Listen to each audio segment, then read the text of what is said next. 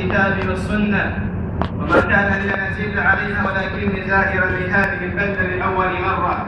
أقف وإياكم مع آية من آيات الله الكونية التي نعايشها كل يوم في حياتنا في هذه الأيام، ألا وهي اشتداد الحر وحرارة الشمس واشتداد الصيف وانقطاع التيار الكهربائي عن كثير من بيوت المسلمين. هذه الآية التي جعلت بعض الناس لا يتحمل أن يقف دقائق معدودة في وهج الظهيرة، بل إذا دعي إلى وليمة في منطقة أخرى قد يتعذر لأن الشمس محرقة. هذا كله يدل على أن هذا الإنسان ضعيف، وخلق الإنسان ضعيفا، فما أهون الخلق على الله جل وعلا.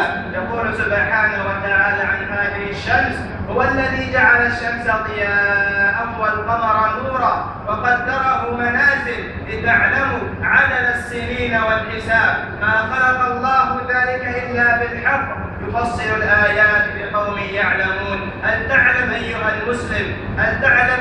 المسلم أن حرارة هذه الشمس واشتداد الصيف لا يرجع إلى قرب الشمس من الأرض، ولا يرجع إلى تغيير الأشهر والأحوال، ولكن يرجع إلى ما أخبر به النبي صلى الله عليه وسلم، كما عند البخاري ومسلم من حديث أبي هريرة رضي الله تعالى عنه قال النبي صلى الله عليه وسلم: اشتكت النار إلى ربها فقالت: يا ربي أكل بعضي بعضا، فأذن الله لها بنفسين، نفس في الشتاء ونفس في الصيف، فأشد ما تجدون من الحر وأشد ما تجدون من الزمهرير. إذن هذه الحرارة من نفس جهنم. بل جاء عن النبي صلى الله عليه وسلم كما عند البخاري ومسلم: إن شدة الحر من فيح جهنم. إذا علم المسلم أن هذه الحرارة من فيح جهنم أو من نفس جهنم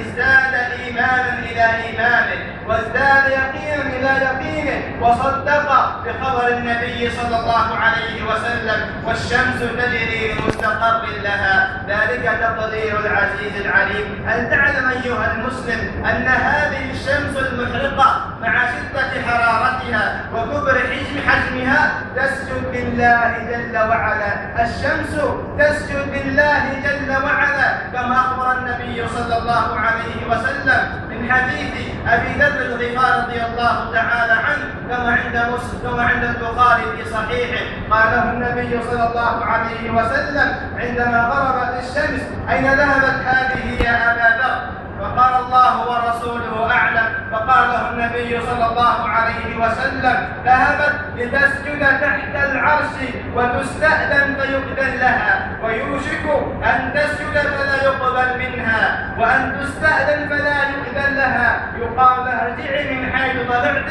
فذلك قوله تعالى: والشمس تجري لمستقر لها، ذلك تقدير العزيز العليم. إذا اشتد بك الحر فرأيت هذه الشمس، تذكر أن هذه الشمس تسجد لله جل جلاله. كيف سجودها؟ الله أعلم. أخبر به النبي صلى الله عليه وسلم. وبعض المسلمين مع هذه الحرارة وشدة حرارة الشمس بعضهم لا يسجد لله جل وعلا، أو يتخلف عن هذه الصلوات يوم يكشف عن ساق، ويدعون إلى السجود فلا يستطيعون، خاشعة أبصارهم ترهقهم بالله، وقد كانوا يدعون إلى السجود وهم سالمون. إذا اشتد بك الحر فعرق هذا الجبين فمسحت هذا الجبين، تذكر حديث النبي صلى الله عليه وسلم، حديث المقداد بن عمرو عند البخاري ومسلم، يقول النبي صلى الله عليه وسلم: تدنى الشمس يوم القيامة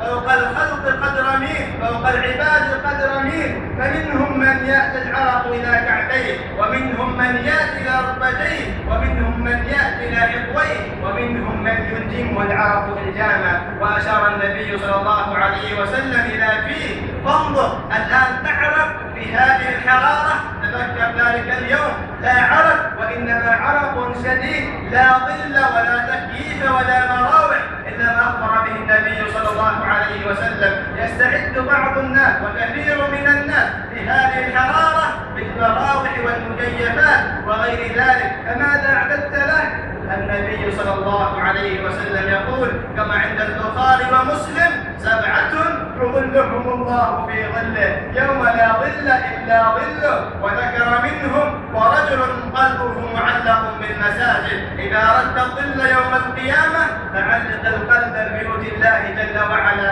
ورجل تصدق بصدقة فأخفاها حتى لا تعلم شماله ما تنفق يمينه، إلى آخر ما أخبر به النبي صلى الله عليه وسلم. حرارة الشمس هذه شعر بها أصحاب النبي صلى الله عليه وسلم ولامسوا هذه الحرارة واشتدت عليهم. أخبرنا الصحابي الجليل أنس بن مالك رضي الله تعالى عنه كما عند البخاري ومسلم قال: كنا نصلي مع النبي صلى الله عليه وسلم الظهر في شدة الحر وإن أحدنا ليسجد على كمه من شدة الحر. بل جاء عند البخاري من قول الحسن: كانوا يسجدون على العمائم والقلنسوة والكم من شدة الحر. فانظر إلى أولئك القوم الذين جاءوا إلى بيوت الله جل وعلا واعتبروا بهذه الشمس. إذا اشتد بك الحر تذكر هذه الأحاديث وتذكر ما جاء عن النبي صلى الله عليه وسلم، فإنما هذه الحرارة من فيح جهنم.